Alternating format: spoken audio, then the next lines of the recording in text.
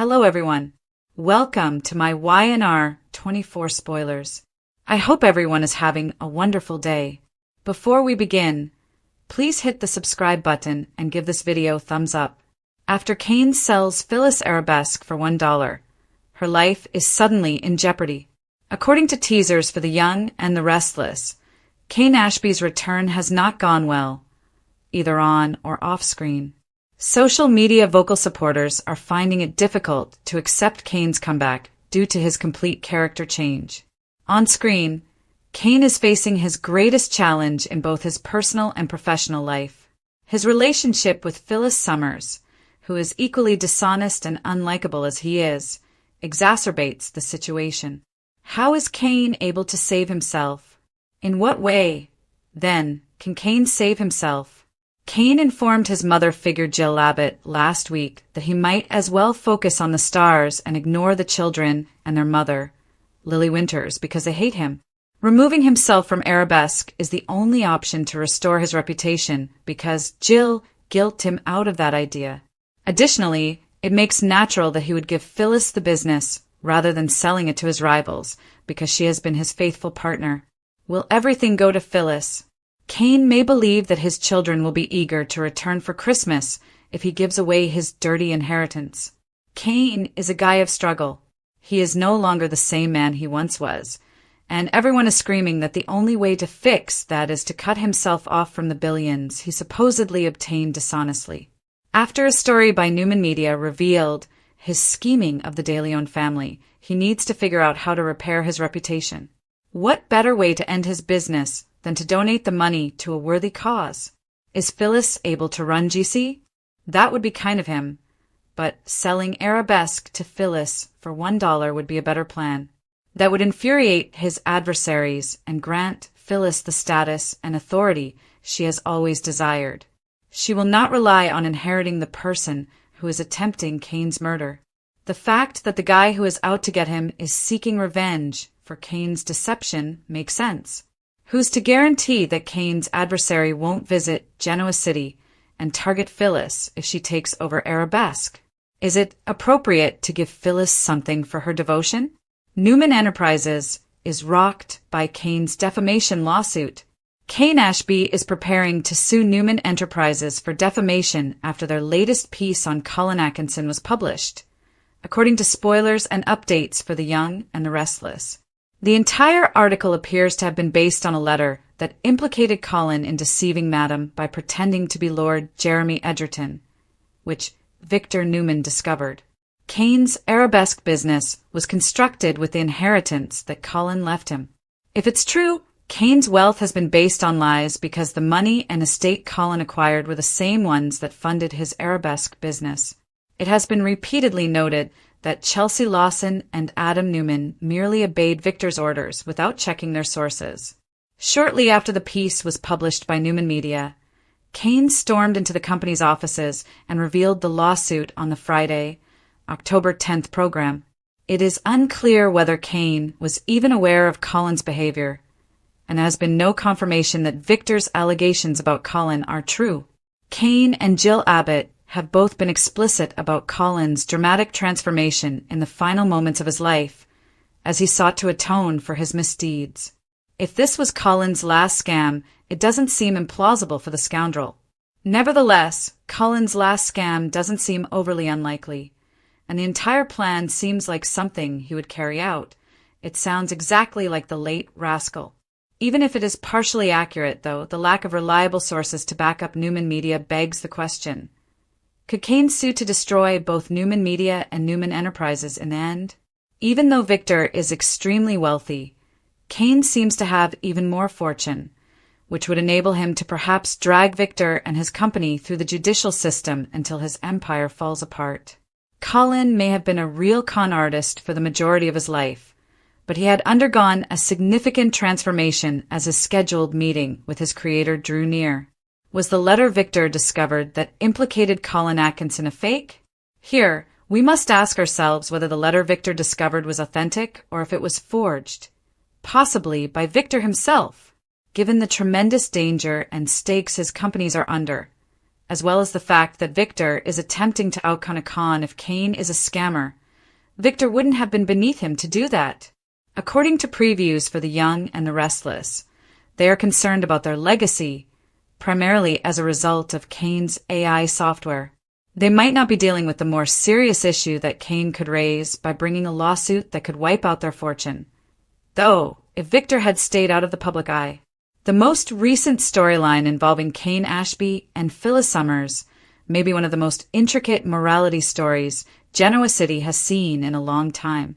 But The Young and the Restless has never been afraid to explore morally difficult situations. Everything might change for Kane and Phyllis, as well as for all of the key power players in town if a decision is made out of pride, guilt, or misplaced loyalty. This is more than just a business transaction. Betrayal, retaliation, and redemption are all powder kegs, and the match has already been struck. The fall from grace of Kane Ashby. Few could have foreseen Kane's decline when he returned to Genoa City earlier this year. Kane, who rose from bartender to corporate executive and was once a sweet, sensible family man, has turned into a warning about unbridled ambition. His billion-dollar media and artificial intelligence company, Arabesque, was meant to be his salvation, a means of demonstrating his ability to move on from his Lily Winter scandals and the demise of Chancellor Industries. Instead, his biggest flaw was Arabesque. Kane was depicted as the ungrateful heir of a criminal empire in the savage, front-page attack by Newman Media, which implied that his late father, Colin Atkinson, had defrauded the family under false pretenses and left Kane a fortune rife with fraud. It didn't matter if those charges were accurate. The harm had already been done. Kane's financiers left, Arabesque turned poisonous, and he was labeled a liar. Social media users referred to it as a character assassination. Kane's quiet, however, spoke volumes in the universe. He didn't dispute the account for days until he barged into Newman Media with a lawsuit in hand and threatened to sue Chelsea Lawson, Adam Newman, and Victor Newman for defamation. It was more than just a hasty act of retaliation. It was a man's dying breath after he had lost control of his own narrative. Phyllis Summers, the reinvention queen. And then there is Phyllis Summers, the lady who has elevated the art of reinvention. More times than anyone can count, Phyllis has constructed, destroyed, and reconstructed her empire. At first, her devotion to Kane was unexpected because Phyllis rarely sides with someone she can't control. However, their alliance made sense. Two broken hearts, shunned by Genoa City's elite, united by hatred and ambition. Fans watched for months as Phyllis and Kane became close, spending late nights at the Grand Phoenix discussing business plans over whiskey, and occasionally sparring in those recognizable yelling battles between Y&R. However, beneath the surface, mutual dependency was simmering. When no one else trusted Phyllis, Kane did. When the Newman exposé came out, she publicly supported him, saying Victor's supposed evidence was weak and biased. Some saw it as Phyllis stirring the pot, just being Phyllis. Others, however, saw it as an uncommon display of loyalty. But she can lose everything as a result of that loyalty. The $1 deal, a trust and guilt transaction. Kane made the shocking decision to sell Arabesque to Phyllis for just $1, leaving the crowd and Genoa City's influential politicians stunned. On paper, it appeared to be a symbolic transfer, a means of leaving a business that had become both his blessing and his bane. On an emotional level, however, it was much more profound. Kane thought he would be saved if he gave Phyllis authority over Arabesque. Maybe, he told Jill Abbott, he could find peace by letting go of the empire and money that had poisoned his soul. Perhaps even pardon from his kids, who still thought he was a liar and manipulator. Naturally, Phyllis recognized an opportunity. Possession of Arabesque entailed legitimacy and a place at the Winters, Abbott, and Abbott families' table. For someone who had been written off as Genoa City's constant troublemaker, it was the pinnacle of power plays. However, neither of them anticipated the consequences, the history that will not be buried. After the transfer, odd things started to happen. emails from an anonymous source, phone calls that cannot be traced, unsolved burglaries at Phyllis's workplace. Near the Grand Phoenix loading dock, security cameras captured a mysterious man wearing a black coat, someone with a mission. Phyllis initially thought it was Victor's way of getting back at her for supporting Kane. However, she started to understand that Kane's issues weren't finished. They had simply moved onto her when she discovered a solitary white rose placed in her suite with a message that said, "You inherited more than a company." It was a terrifying implication. Someone was going after the new owner of Arabesque, possibly confused Phyllis for the person they really wanted, or worse, assuming she was guilty by association. Was the rose from the quiet heir of the family, who was supposedly still alive and planning retaliation, or from a former ally of Kane's who was deceived during his ascent to power? Phyllis was now the target, whomever it was, the hidden hand of Victor Newman.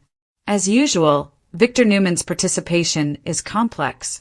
He asserted that the letter that implicated Colin Atkinson was authentic, having been discovered in an old European vault that was associated with the estate. However, even they have begun to doubt the lack of verification.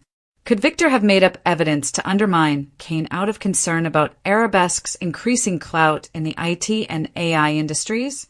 Victor has established a track record of successfully managing threats to Newman Enterprises. Additionally, Kane stated during his altercation in the Newman media office that Victor Newman will bury you when he can't buy you. Victor had already crossed moral boundaries in order to further his empire.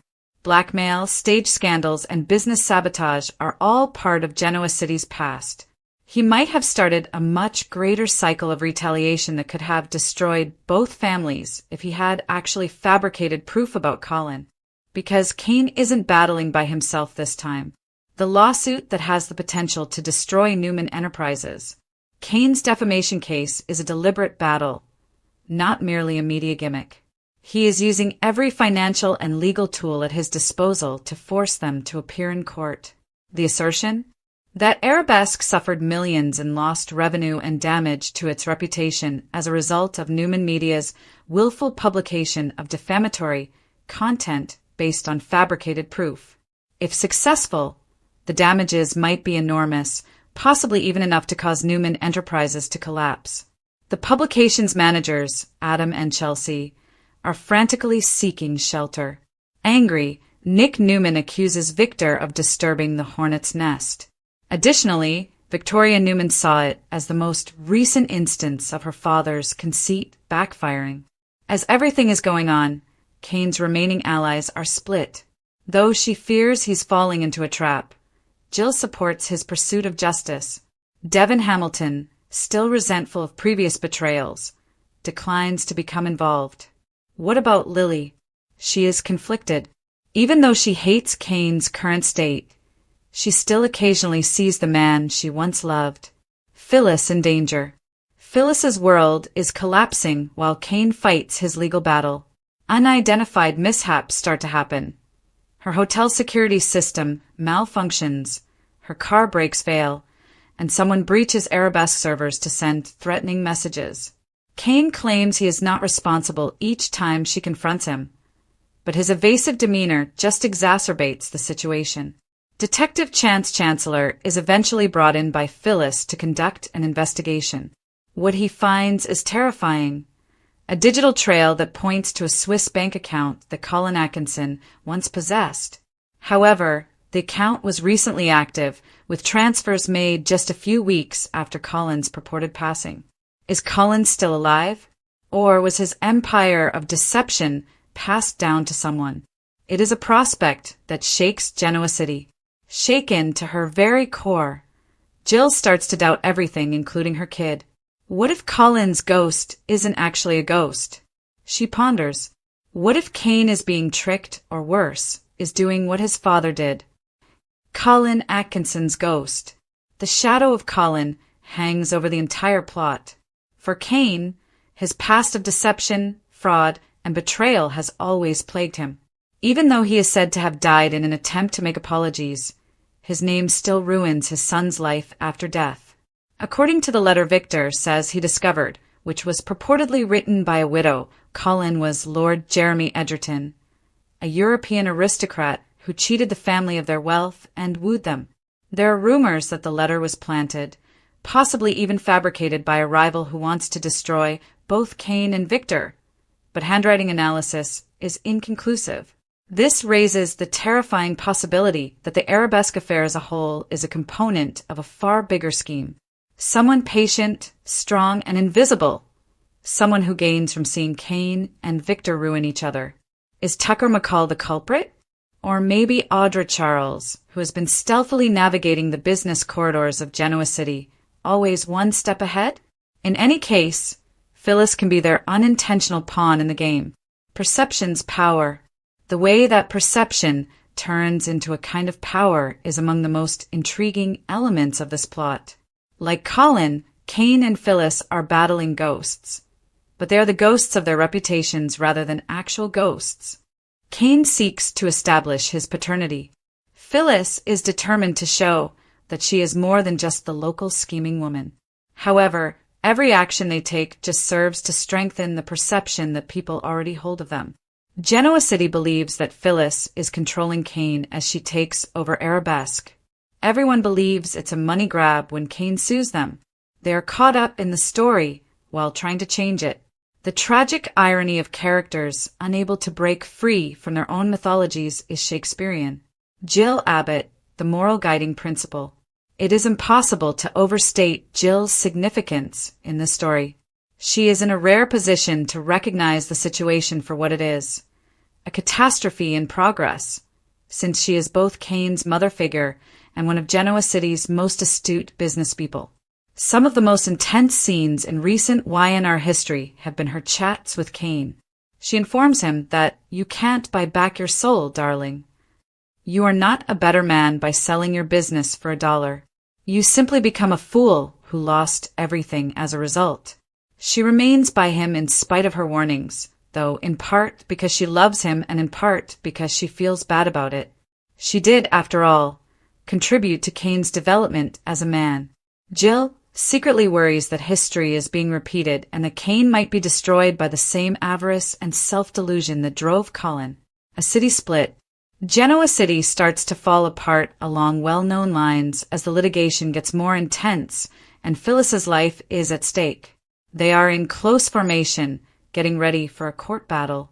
The Abbotts make an effort to maintain their neutrality, but Jack, Peter Bergman, secretly backs Phyllis despite her inexperience. Reluctantly, Devon and Lily are pulled into the drama and had to face their unresolved emotions around Cain's demise. After hearing about the threats against Phyllis, even Sharon Newman becomes involved and shows her unexpected sensitivity. Two women who have both been burned by love and ambition have a calm talk at Crimson Lights that offers a unique human connection amidst the mayhem. Sharon remarks, "Perhaps we're all just trying to make it through this town." Phyllis smiles wearily and responds, "Yeah. However, some of us must do it while wearing heels." The unspoken threat. It's too late by the time Chance's investigation reveals the truth.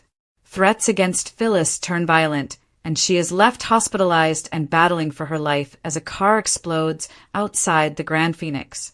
Feeling guilty and certain that his past has finally come up with him, Cain rushes to her bedside.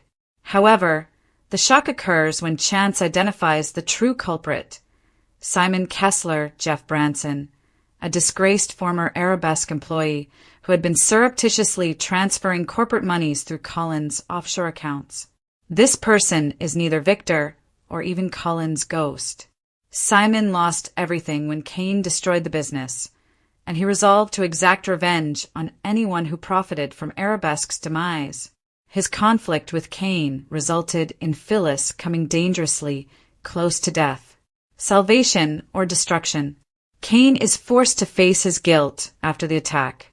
Declaring that the cycle of retaliation must end, he publicly drops the lawsuit against Newman Enterprises. He tells Jill, "I can't live my entire life punishing people for what my father did. I'm no better than him if I do." It all changes when Phyllis, who is in the hospital recuperating, tells him, You tried to give me your company. Perhaps your shame was what you truly needed to reveal. Two broken people ultimately confronting their own truths makes for an honest, unvarnished, and profoundly significant scene. However, as fans of Y&R are aware, redemption is never final. Even if Cain leaves Arabesque, the universe he created, the adversaries he manufactured, the secrets he concealed, will never truly be gone. What happens next?